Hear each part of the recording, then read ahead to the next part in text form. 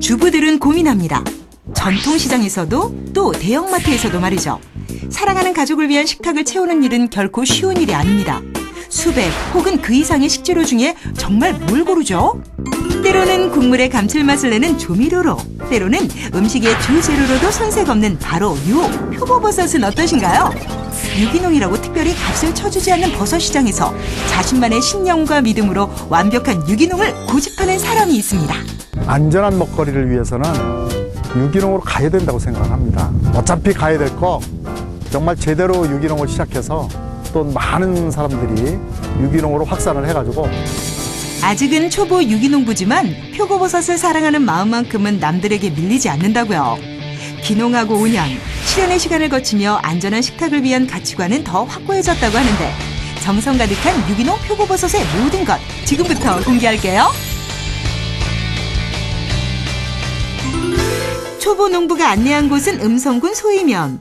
와, 초보 농부라더니 재배사만 27동. 규모가 어마어마하네요. 실제로 유기농 표고버섯은 어떻게 자랄까? 재배사 안에는 발이 작업을 마치고 4일 정도 자란 버섯을 한창 쏟고 있었는데요. 이분은 아까 안내해주던 그분 아닌가요?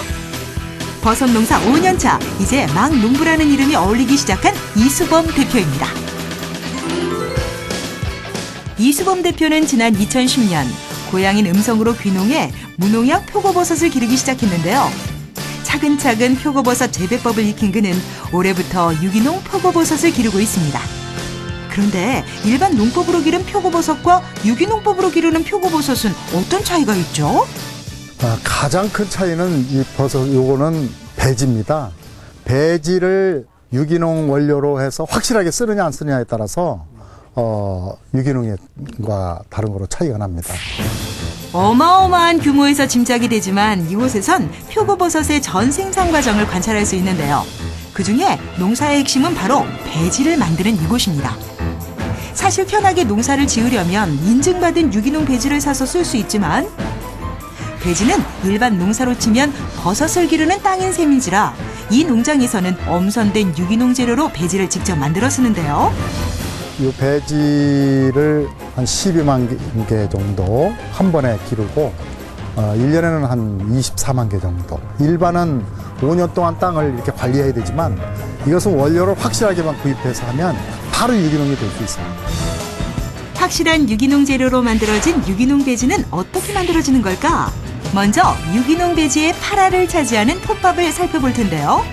톱밥 재료로 적합한 수종은 상수리나무, 신갈나무, 졸참나무, 갈참나무, 오리나무 등을 쓰는데요. 이곳에서는 국내에서 생산된 갈참나무 톱밥을 사용하고 있다고 합니다. 경북 문경에서 안전한 원료라는 임업시험 성적서도 당연히 받았는데요.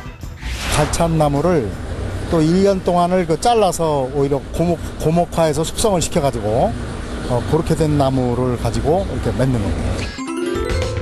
다음으로 중요한 것은 바로 이 미강입니다. 미강은 쌀의 8%뿐이라 생산량이 많지 않은데 이곳에서는 순수 유기농 쌀의 미강만을 고수하고 있습니다. 굳이 유기농 미강만 고수하는 이유가 있을까요? 일반 미강은 아무래도 농약을 뿌려서 벼를 생산했기 때문에 농약이 이제 포함될 수가 있고 이 유기농은 뭐 확실하게 농약이 포함이 안 되기 때문에 안전한 먹거리죠. 그야말로. 일반 미강과 최대 4배의 가격 차가 나는 유기농 미강은 도종도 순수 유기농 쌀만 도종하는 곳에서 구매된다고 합니다. 다시 말해 유기농 미강은 원료의 중요성이 만들어낸 이수범 대표의 원칙인 셈이죠. 이렇게 원칙과 철칙으로 준비된 톱밥과 미강, 천연 돌가루에서 추출한 탄산칼슘을 8:2의 비율로 섞어 유기농 표고버섯 배지를 만드는데요. 혼합된 배지 재료는 배지 틀인 비닐봉지에 담아 상압 살균 방식과 고온 살균 방식을 통해 멸균 작업을 거치게 됩니다. 표고버섯균의 균사만이 생장할 수 있도록 배지 내에 잡균을 제거하는 작업을 하는 거죠. 살균을 마친 배지는 고체로 된 종균을 넣어주는데요. 이렇게 해서 약 4개월, 120일가량 배양을 하게 되면 상면 개봉을 거쳐 드디어 표고버섯을 생산할 수 있게 됩니다. 이렇게 만들어진 배지는 하루에 적게는 3,000개에서 6,000개가량 되는데요. 1년에 약 24만 개의 배지는 농장에서 쓰고 나머지는 전량 인근 농가에 분양 판매된다고 합니다.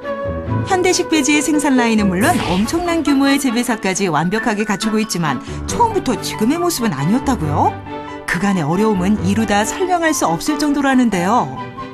기술자가 또 완전한 기술자가 아니라서 거기서도 실패도 하고 이거를 기술을 배우는데도 많은 노력이 들어갔고 손해도 봤고 하면서 어렵게 배웠어요. 육군사관학교를 졸업 후 바로 군에 입대한 이수범 대표는 34년간 거제도, 통영, 마산 일대의 남해안 해안 경계를 맡다가 지휘관 생활을 마지막으로 육군 대령으로 제대를 했는데요. 여느 귀농인들이 그렇듯 귀농의 환상에 젖어 농사에 뛰어들었지만 지난 5년간 그는 고생은 물론 비싼 수업료를 지불할 만큼 어려움이 정말 많았다고 합니다. 물론 그때의 고생이 자양분이 되어 지금의 농장은 물론 이수범 대표를 만들었을 테지만요. 이제 귀농했지만 이제까지 평생을 군 생활을 하다 보니까 군 장교로서 이렇게 생활했는데 새로운 분야를 개척한다는 게 쉽지가 않았어요. 특히 이제 표고로 농사 짓는 것은 일반 농사보다 더 기술을 요하기 때문에 이 기술을 배우는데 많은 어려움이 있었죠. 표고버섯은 배지를 제외한 거의 모든 재배 과정에서 유기농과 관행농의 차이가 없습니다. 그렇기 때문에 최상의 상품인 화고를 재배하는 것이 관건인데 이 화고를 만들기까지의 기술을 익히는데도 어려움이 많았던 거죠. 지금은 많은 노력을 통해서 이제 이걸 배웠기 때문에 오히려 귀농하시는 분들이 선택하기에는 가장 적합한 것이 표가 아닌가 이런 생각도 합니다. 겪어봤기 때문에 그 어려움을 더 절실해하는 이수범 대표. 그는 현재 귀농을 계획하는 사람들을 대상으로 교육도 하고 있는데요. 농장에서 직접 표고버섯을 기르면서 귀농을 준비하는 사람이 넷이나 된다고요? 앞으로 여기서 이제 버섯 배양부터 생육 기술을 습득해서 음성 귀농을 결정을 할 계획입니다. 농촌을 앞으로 살리기 위해서는 이렇게 귀농하시는 분들이 와야 없어지는 농촌 인력을 대체할 수가 있습니다. 그래야만 농촌을 살릴 수가 있어요. 그래서 귀농인들이 많이 오실 수 있도록 이렇게 노력을 하고 있습니다. 아까부터 등장했던 재배사 앞에 엄청난 항아리들 많이들 궁금하셨죠? 이것은 3년 전 무농약 표고버섯 재배 당시 만들어 놓은 된장인데요. 남다른 손맛을 자랑하는 이수범 씨의 아내 김춘희 씨가 재배사에서 나오는 상품성이 떨어지는 표고버섯으로 만든 표고버섯 된장입니다. 감칠맛이 뛰어나 직접 먹기도 하고 또 사업적인 비전도 제시하게 됐다는데요. 제가 원래 표고를 좋아해서 표고가루를 갈아놓고 조미료를 쓰고 있었는데 표고가루 그거 넣으면 맛있겠다 그런 생각을 하고 제가 넣은 거예요. 그래서 스스로 막 기특하다 생각하면서 막 열심히 비볐어. 근데 그렇게 맛있는 거예요. 1차적인 농산물 말고도 표고버섯 된장처럼 상품의 효율적인 활용이나 가공을 통한 부가가치 증대를 위해 부부는 최근 다양한 시도를 하고 있습니다. 옛말에 고생 끝에 낙이 온다는 말이 있죠. 그만큼 지금의 좋은 환경이 있기까지는 어느 정도의 어려움을 감수한다는 뜻일 겁니다. 귀농 후 갖가지 어려움 속에서도 건강한 먹을거리만이 식탁에 오를 자격이 있다는 일념으로 열심히 유기농으로 농사짓는 농부가 있기에 우리의 유기농 미래는 기대해 볼 만하지 않을까요? 유기농 표고버섯 드시고 건강해지세요.